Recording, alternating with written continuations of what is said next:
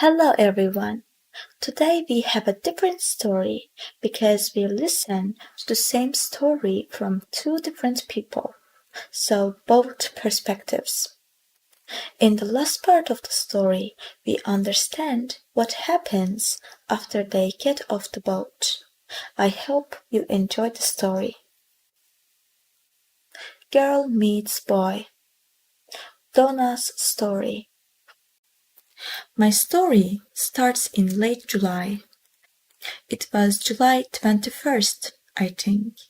It was the first day of our holiday, a hot July day. I stood in the sun and looked at the sea. It was 11 o'clock in the morning. I was on the boat at Portsmouth with my mother and father and my sister, Louise. Seabirds played near our big boat and the small boats near us on the sea. I started to look at the people with us on our boat. They all watched the seabirds and talked and laughed. They were all happy on the first day of their holiday too. And suddenly there he was, this tall, quiet boy in a blue and white shirt. He was really good looking. I will always remember. Wow! He was lovely the first time I saw him. He didn't see me then. He was with some friends. One of the boys was his brother, I think. They had the same blue eyes, the same mouth and nose, nearly the same hair. His brother and one of the boys with him tried to catch the seabirds, and he smiled at them. Then they came and stood near us, and they talked about the small boats on the sea. I watched them over Louis's head all the time. His brother and his friends made a lot of noise, but he was quiet and didn't talk a lot. Then suddenly he looked at me, and his eyes stayed quietly on me, and he smiled his lovely smile with his shy blue eyes. The people near me on the boat, the sun, the sea, the birds, the noise of his friends, time, it all stopped. At that moment there was only him and me and him.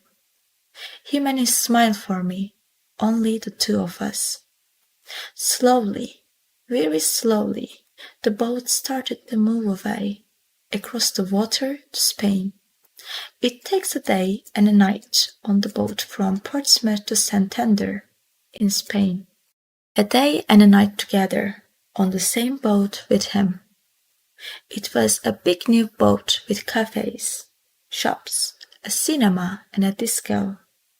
In the evening, Louise and I went to the disco together. We had a coke and listened to music and watched the dancers, but he wasn't there. Then suddenly a tall boy in a black and white shirt came in. It was him. He was with a friend. They stopped and looked slowly at all the people in the disco. It was dark in there, and he stood and looked for a long time. Then he saw me, and he smiled a big, friendly smile. I wanted to stand up and sing and dance with him. He came across the room and stopped near our table, and he asked me to dance. Suddenly he wasn't shy with me. We danced together for a long time after that. But then I looked up, and there was a second tall boy in a blue and white shirt at the door of the disco, with the same eyes and the same mouth and nearly the same hair. But the boy near the door had that nice, quiet, shy face, not a big, open, friendly smile. Suddenly I knew this was his brother with me on the dance floor, not him. I was with the wrong brother. He stood for a moment near the door and watched me and his brother on the dance floor with sad eyes. I wanted to run to him, to take his sad face in my hands and say sorry. He looked at me, then he went out quickly. I stopped dancing, walked back to my table, and sat down. His brother started to dance with Louise. I didn't sleep that night. I thought about him all the time and listened to the noises of the boat and the sea. In the morning, I went to the cafe at 8 o'clock and waited there with my sister for a long time. I wanted to say sorry to him. I had 4 cups of coffee, and I don't really like coffee. But he didn't come. Where was he? Where was he? At 11 o'clock, we arrived in Santander. I wanted to stop the boat. I wanted to stop the holiday. I wanted to go back to England. I only wanted to see him again, to talk to him, to ask his name. But he wasn't there. Mark's story. I started Spanish at school in September, and I like it. We've got a good teacher, Old Webb. Mr. Webb, not Old Webb, my mother always says to me. He isn't old, you know.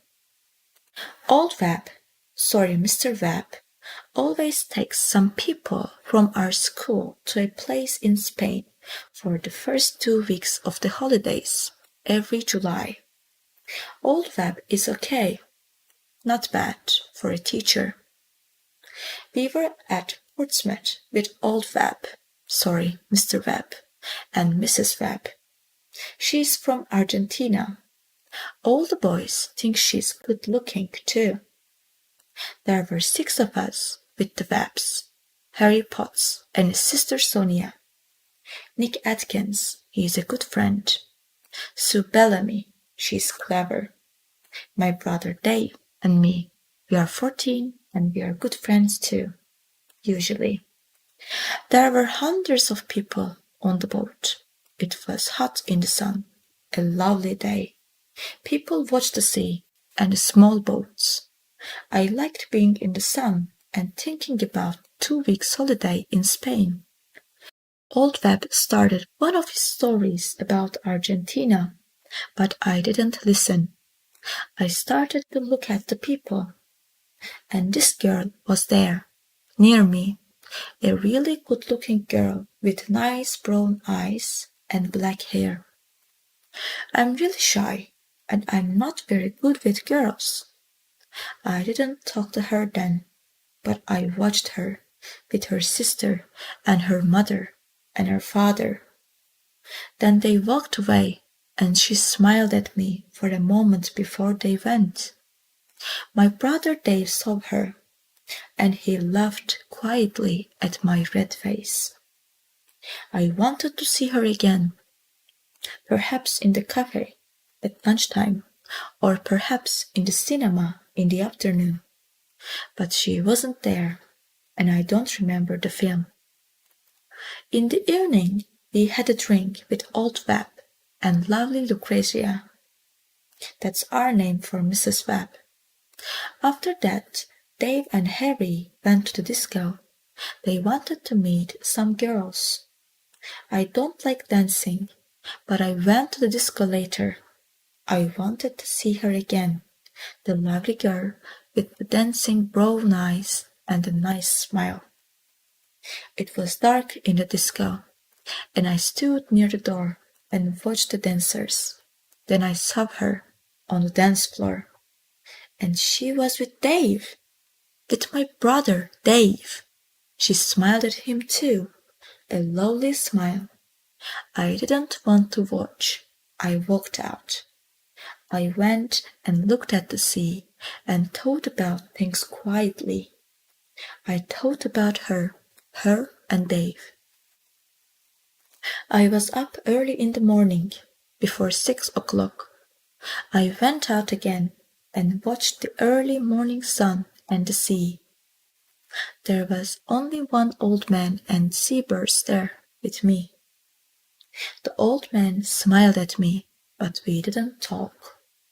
I liked being quiet.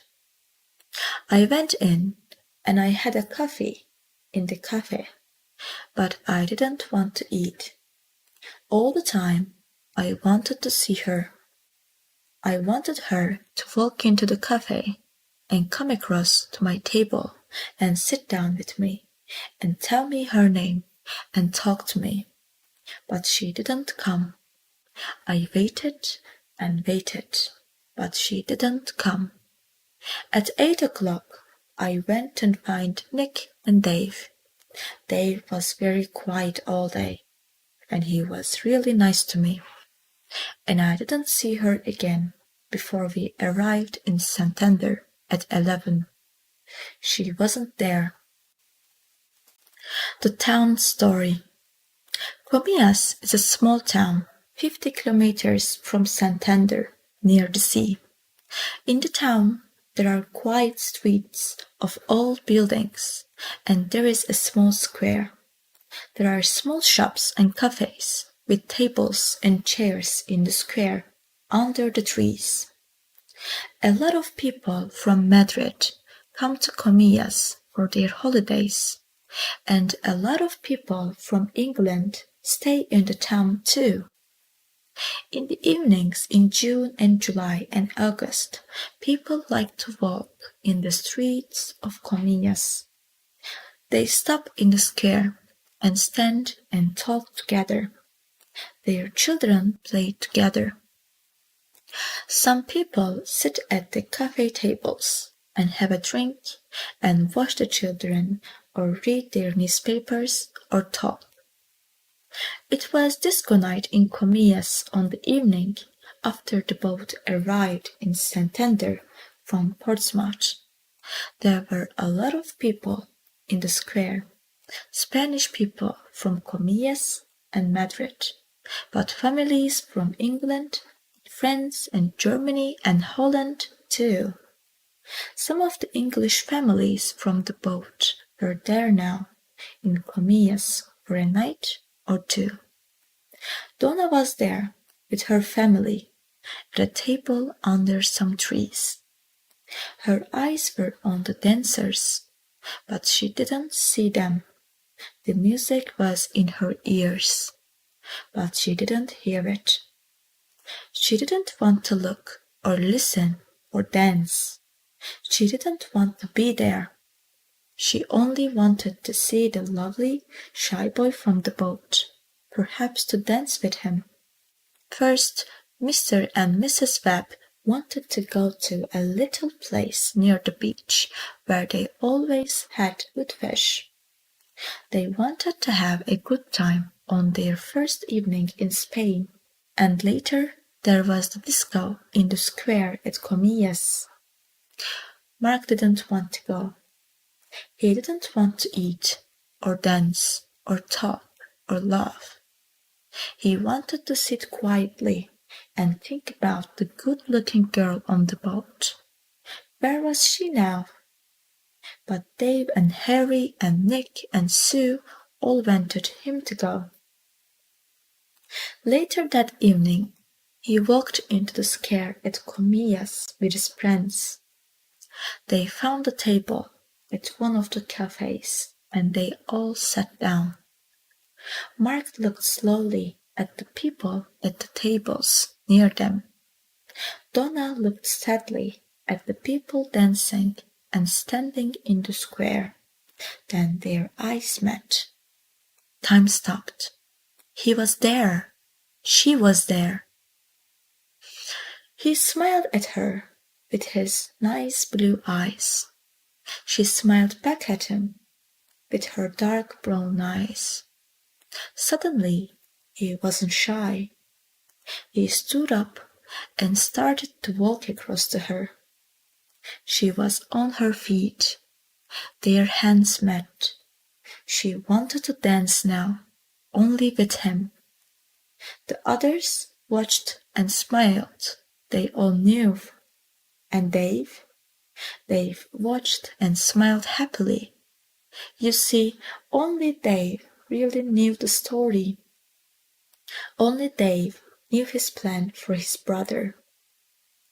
And Donna and Mark started to dance. They were together. The end.